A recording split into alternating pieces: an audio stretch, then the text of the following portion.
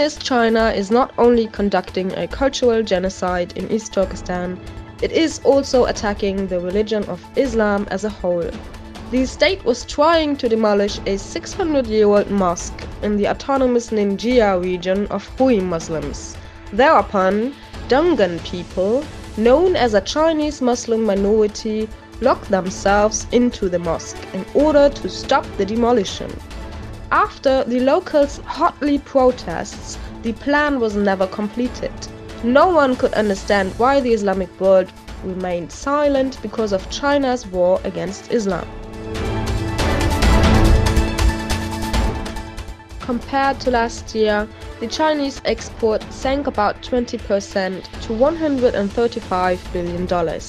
According to Chinese Customs Authority, the state's import sank to 5%, which equals a worth to $131 billion. That is why export surplus also sank from $26 billion to $4 billion. To congratulate China on the 70th anniversary of the founding of the Chinese fleet and to participate in the military ceremony, after 8 years, Japan will send a warship for congrats.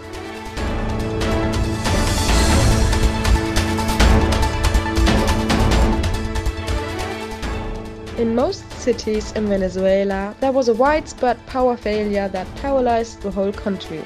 As a result, President Maduro ordered schools and official institutions to close.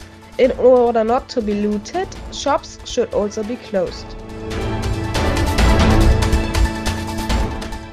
Because of attacks on Palestinians, South African President Ramaphosa announced that he is seeking to reduce diplomatic relations with Israel.